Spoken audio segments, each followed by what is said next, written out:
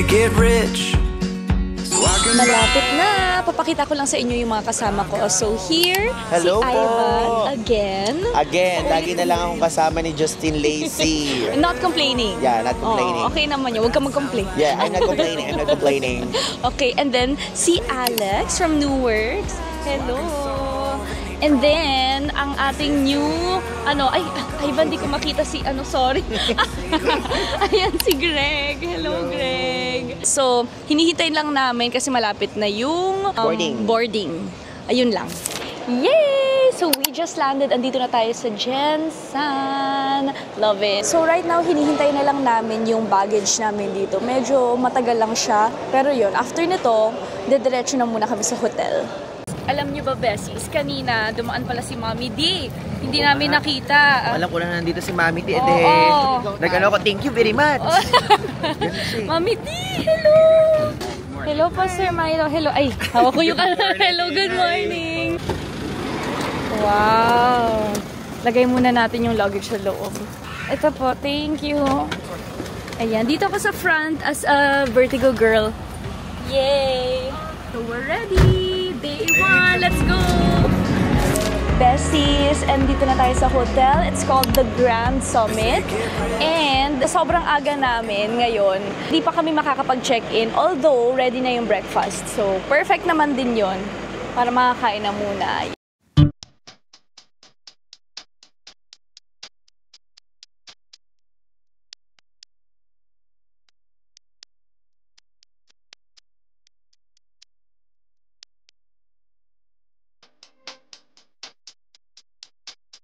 Ang galing ng welcome drink. Sige, tikman natin. May ginger lemon honey. Feel ko relax na ako. Parang nag-spa na ako. Sige po, check-in na po ako. Okay. So, ito yung room ko. Room 436. Wow! Ay, ang ganda ha. May open cabinet, may robes, may microwave, may TV, may queen-size bed, may couch, may chair at table dyan. And what's the view? Ay! Ang ganda ng view ko, pool! Ang ganda! Hala, parang gusto ko mag-swimming. Giving. So, ayan yung whole room. Ganda naman dito sa Grand Summit. So, check natin yung, ayan, may full body mirror pa dito. Ito yung OOTD ko. Tapos, wow, ang linis! Ang ganda! That's the CR. May rain shower pa, complete with shampoo and body wash, hair dryer. Ay, ang spacious ng toilet area ha. Okay, I love this. Ang ganda ng room. Okay, so before ko muna gawin yung mga iba kong kailangan gawin, anong oras na ba? Medyo matatapos na kasi yung breakfast buffet. Kailangan naming habulin yon. So, let's go down again para kumain ng breakfast. Ayan, so ito yung breakfast. Buti na habol pa namin. Mukhang madami namang choices. Si Ivan, madaling-madali na sa breakfast. Okay. Na-pressure naman ako bigla. Kasi hindi naman pala pwede yung shorts. I mean, pwede naman. Pero sa travel fair lang. After kasi nung travel fair, pupunta kami ng parang retreat. So, medyo pang God, ganyan. Magpapalit ako. So, di ba ito yon? Papalit ako ng long skirt. Ito nilang konti lang yung dinala ko. Oh my God, the pressure is real. Ayoko pa man din nalilit. Tapos susuotin kong skirt. Palit na ako now. Yan. Okay. Hindi pa. Okay, let's go. Ang bilis ng breakfast. Parang mga 10 minutes lang. Pero nakakain naman kami. And then, yung mall is literally right there. Pero magbavan pa kami. Kasi special kami, di ba, Al? Ang feeler. Pero yon, pupunta kami doon for the opening ceremony. Punta na tayo doon sa SM. Ayan na ang Travel Fest. Here it is, TPB, Regional Travel Fair. I think magre-register muna kami. Na-excite na ako kung ano makikita dyan sa loob.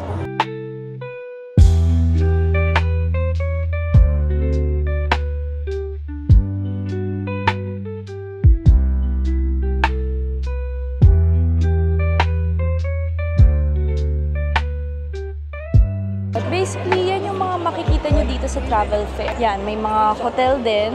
O Capiz, di ba nakapunta na tayo dyan? Ganda dyan. So, dito tayo sa may Visayas region. Hello, sir. Ano pong binibenta?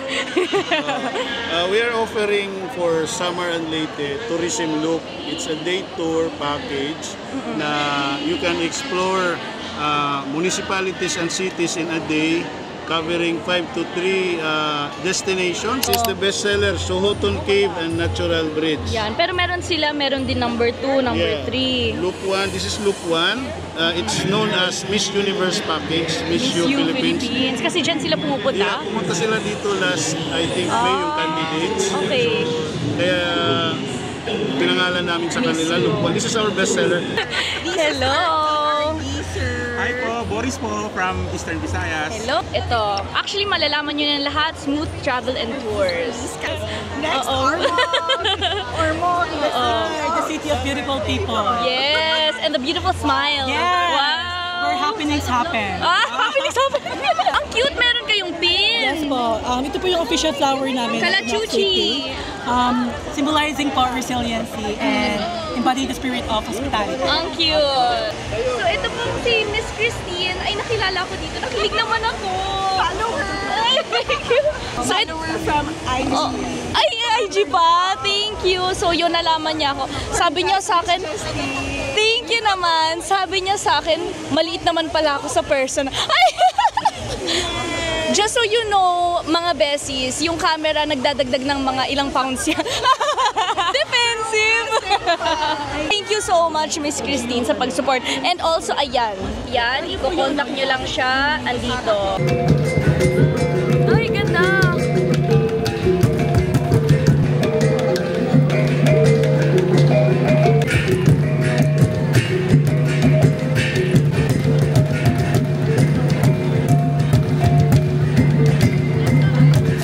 So, Bessies, tapos na yung pag-feature namin doon sa my travel fair.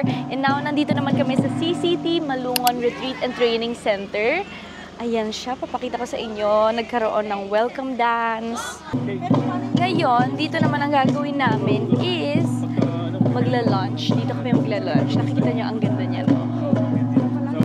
So, actually, buti na lang, medyo malayo-layo to from yung SM kanina kasi nakapag-idlip-idlip ako kahit paano. Yan. Welcome po sa Gokmaan Hall or Dining Hall. Gokmaan Hall. Yes po. Wow, ang dami. Okay, may table tayo. Influencer. So, dito tayo. May kamote. Tapos, kanin ata yan. So, ayan, nilalagay nila bamboo at saka ito po ay bamboo. At ito yung ginamit ng mga Plaan people po na po sa pagluluto. Kaya they put so much importance po sa mga bamboo kasi they can't live po without technology. Pero yung bamboo po is Ayan. na kinuha po nila sa sapa, gano'n. Yes po. Anok. Alnonot, anok. So, yan po yung tinolang manok. Yes, ayan. Alnonok, anok. Yung alnulot, anok, nilagay po siya sa supo. Alnulot, anok. Yes po. Alnulot, anok. Saan po yung manok? Ay, nandun pa. Nakulo po siya. Ay, naku, wala na. Ganun. Ano nga ito ulit? Nook. Ay, mali. Noon. Alnulot bamboo fire. These include 2 pieces of cat bamboo all called kisong. This is kisong po. And some bamboo tinder called gofkaan. Ang bilis. Make a small hole at the center of the bamboo. Put the bamboo tinder under the bamboo hole. Rub 2 pieces of bamboo together to generate friction. And blow until the fire is made. O, ayan. Naayos pa niya. Okay, ang bilis. Ayan na. Ayan na siya. Ayan na yung fire. Nawakan niya yung fire. Oo nga. Ayan yung fire. So, give a round of applause naman. Galing! Woohoo! Wow! Yeah. Parang magic. Idiophones, a musical instrument of the Filipino. Idiophones that use a substance to produce a sound. Yes. So, meron kami ditong kubing. Kubing. So, instrumento dito sa kanilang tribe. Ginagawa nila to made of bamboo. Ang galing. At ngayon, itatry natin ito daw. Binibenta sa halagang 20 pesos. 20 pesos? Oo, yes. Okay. Ayan, so gagamitin namin. Ba't ganun? Ang ganda Ba't ng ang iyo. pangit ng sayo? Hindi ko din alam. Okay. Diba? At least may na-try tayong bagong instruments dito sa Gensan. Yes. So, Bessies, andito na tayo sa SG Farm. Actually, on the way dito, hindi ko na alam kung anong nangyari kasi sobrang patay na ako sa tulog. But anyway, ang ganda naman dito sa SG Farm and ang lamig.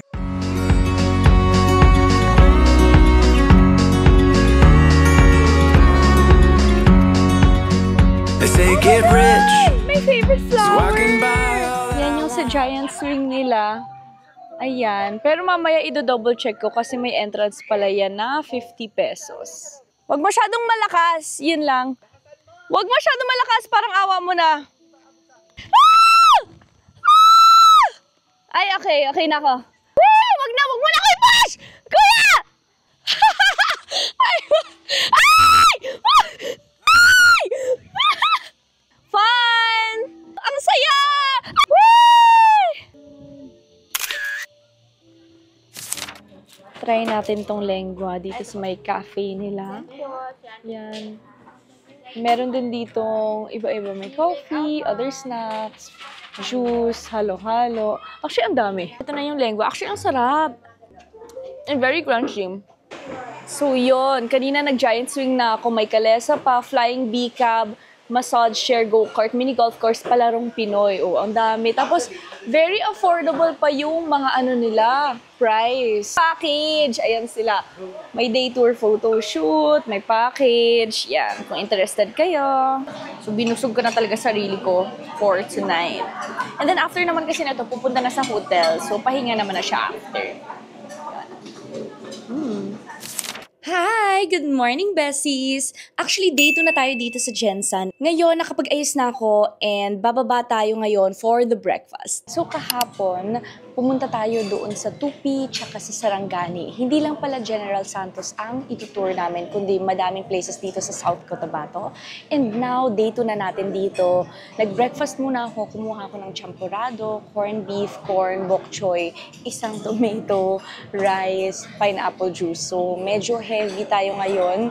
Although, ang alam ko, more on food trip tayo. Medyo mas madaming pupuntahan and destinations kesa sa kahapon. I think medyo mas magkakalapit sila, pero mas siksik yung araw. And personally, ako talaga, mas gusto ko yung gano'n, yung mas siksik siya.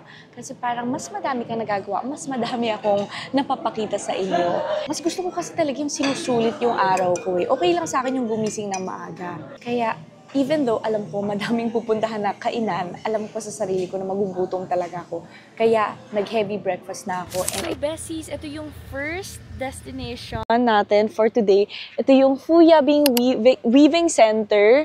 So, iba na naman tong place sa Amguo, Polomolok, South Cotabato. Blaan culture. So since ang Amguo po is actively in preserving and promoting the Blaan culture and arts, dito po sa Region 12 po yun. Pangalawa po is ito na part crocodile to. Pag makita mo talaga may bunganga siya. May bunga nakabuka. So, si nanay na lang yung nag-iisa ditong nagwi-weave. Sabi kasi nila, out of 150 people na mga pina-training nila, walang pumasa. So, yan, si nanay na lang ang natitira ditong gumagawa ng mga ganyan. Mahirap kasi yan gawin. Tapos, yung nanay niya was a national living treasure. Sinabi kong was kasi unfortunately, namatay na siya. 2016 siya na-awardan, 2021 siya namatay. So, yon. Pero at least, yung community dito, kino-continue pa rin nila yung paggagawa ng mga weave and everything kahit wala ng support from the government. So, ito, dito siya nakalibing. Ayan. Dito lang siya sa harap nung weaving center na ginawa nila. So, ito na yung Dole Plantation. Nakikita nyo, sobrang lawak. So, lahat yan, nakikita nyo yan sa akin yan. Pero ang laki-laki nito. maganda pa, clear skies, beautiful weather. Pero yun, ang ganda! Ang ganda-ganda ng view. Kaso di lang nagpakita yung Mount... Ano daw yung mountain na yon? Mount Matutog. Yan yung pinakamataas sa South Cotabato. So, ito naman yung next stop namin. Actually, third stop na to, which is the Buko Halo-Halo. Wala pa talaga akong idea kung anong itsura nito. Siguro nakalagay sa buko. Tapos, more on buko flavor, ganun. And so, ito na yung Buko Halo-Halo. Malaki siya. 120 pesos lang to. Kasama pa yung mga laman-laman and all that. Okay, so tikman na natin tong halo-halo na to. So mag-share kami ni Alex dito sa halo-halo kasi masyadong madami. Yan. Tikman natin. Oh, ito lang sa akin. Oh. Ano naman comment mo, Alex? Sarap. Creamy niya. Creamy? Okay, good. Di siya ganun sa super tamis. Okay siya. Okay. Kuya. Okay siya. Kasi minsan yung mga ibang halo-halo sobrang tamis. This is not super tamis. Kain na naman. Ayan.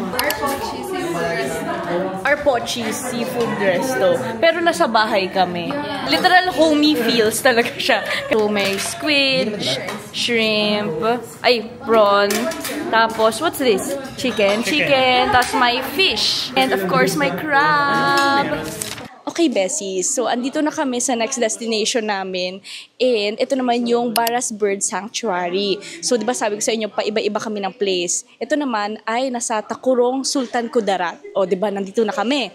Tapos, may paganito pa kaming effect. Wait, susuotin ko yan. Ay, eto ba yan? Sa akin yan?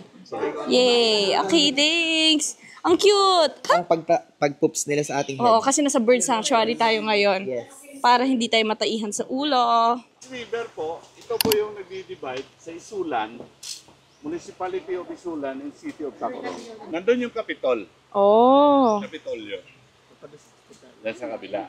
Dito, Tacorong City. Oh, ito yung nagdi-divide. Ang galing.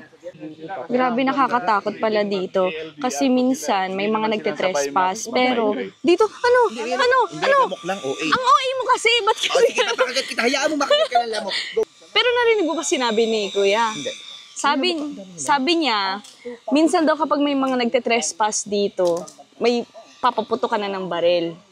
Sinabi niya. Ayun. Pero hindi naman papatay. Oh my God. Pero yun nga.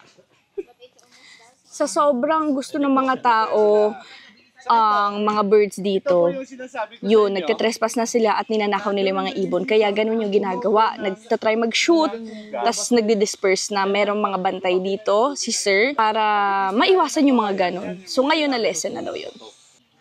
Ang galing na aliw ako. Ito pala yung paminta. So pwede natin, hindi pa siya hinog. Ayan siya. Yan ang paminta. Amoy natin. Ay, amoy nga talaga. Ganyan pala yun.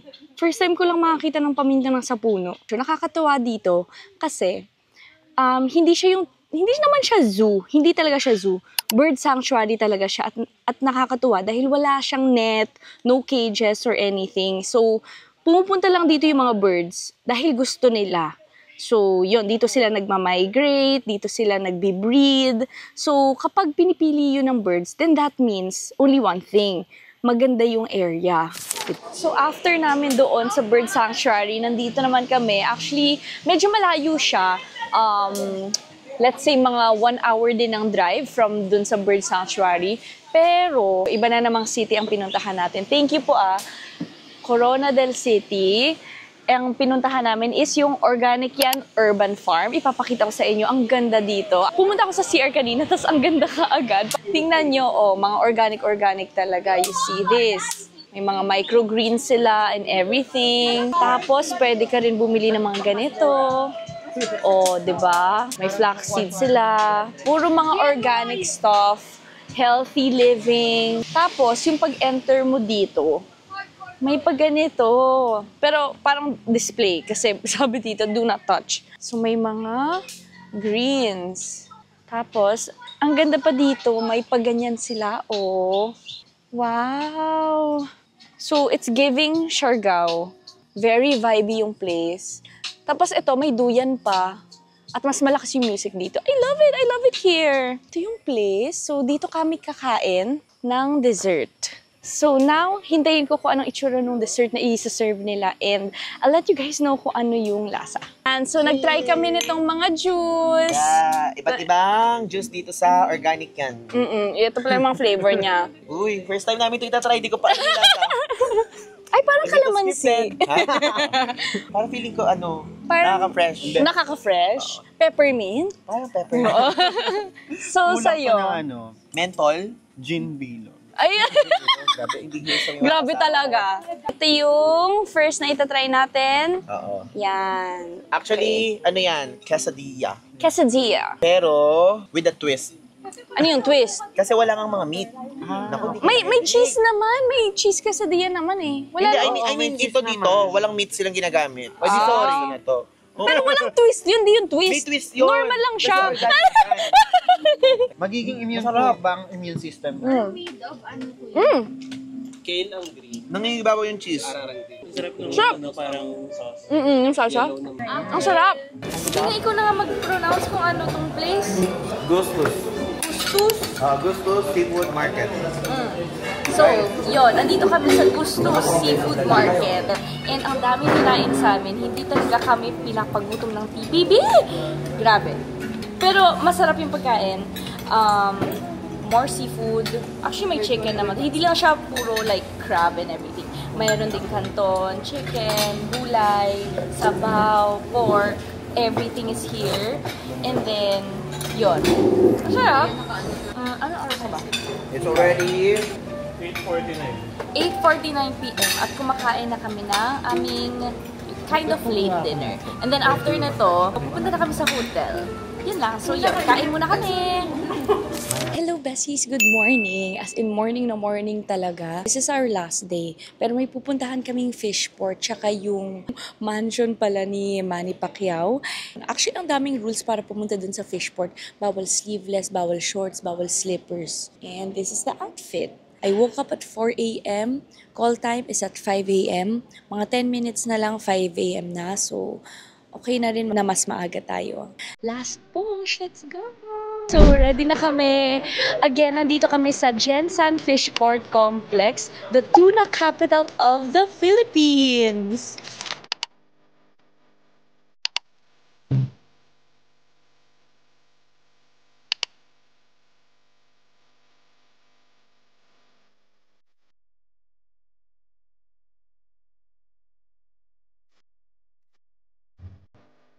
Ayan na siya.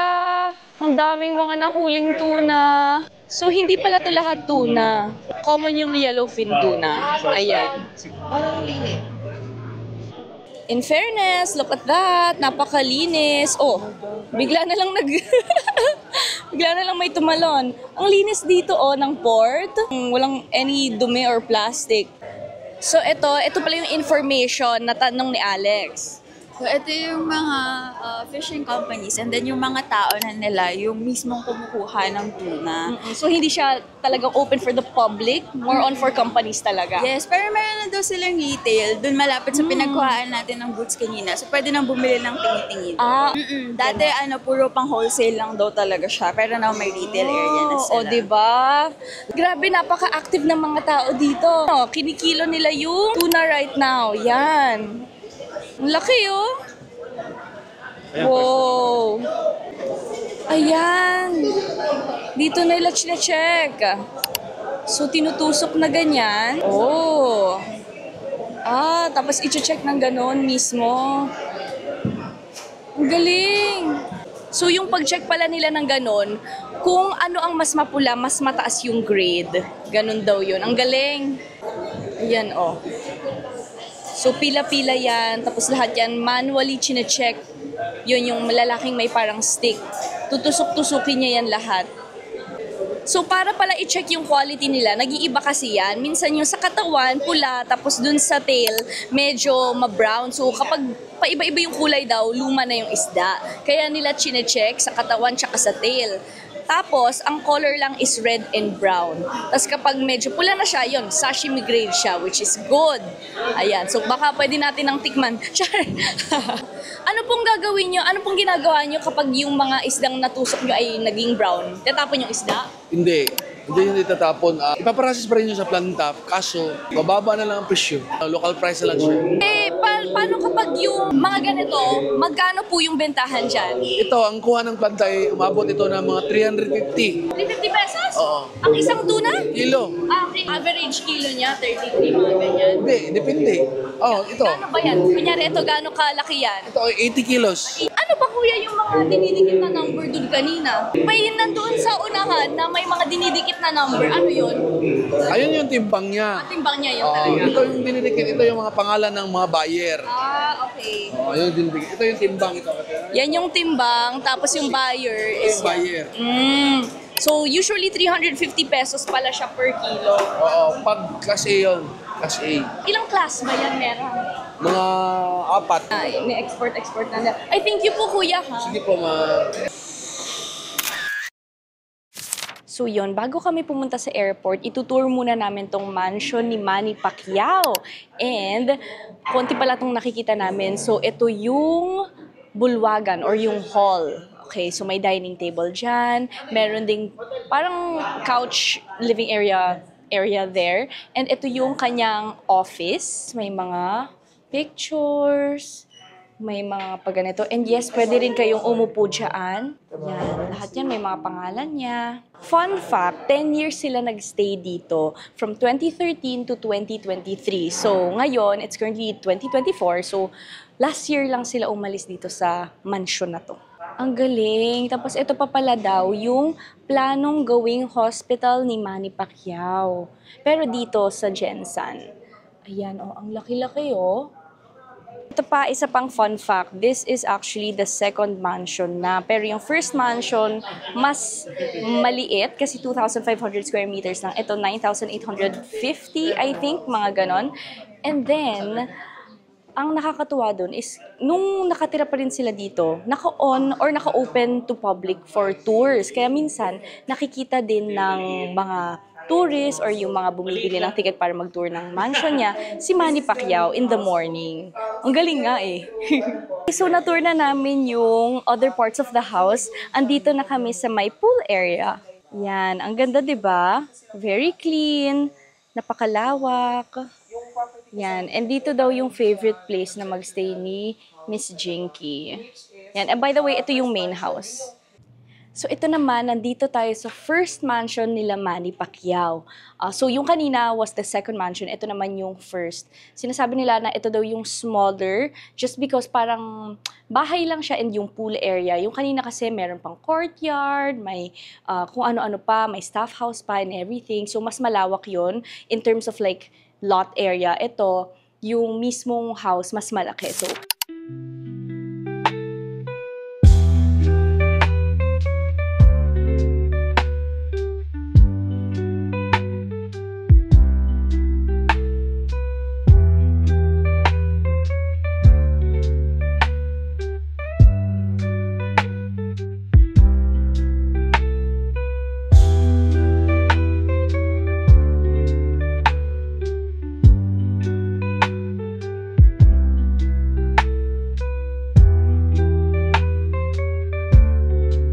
Bessie, so nandito na tayo sa may airport and habang hinihintay natin yung boarding time, nagpabili tayo ng pastel. Ito yung pastel nila is tuna yung nasa loob, so this is different.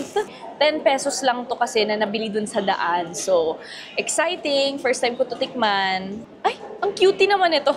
Ayan lang siya. So, yon. So, it's giving onigiri. Ito siya.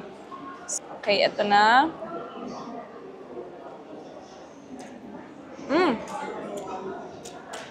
Lasang century tuna. Sarap. For 10 pesos, ang dami mo ng rice. Siguro mga 3-4 na kagat to. Ganon. Ganon siya. Pero konti lang yung nandun sa taas. But in terms of taste, masarap siya. Gusto ko siya. Para siyang century tuna nga. Yun yung nalalasahan ko. Good siya. Good. Sarap. Hi, Bessie! So finally, andito na tayo ulit sa condo. Nakauwi na. Safe and happy.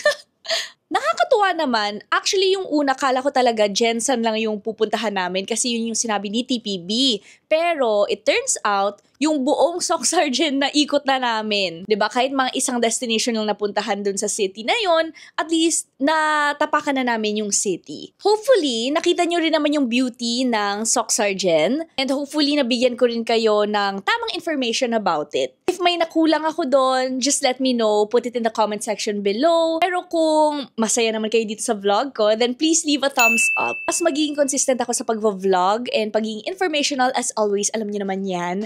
Yon, thank you guys for watching and see you in the next vlog!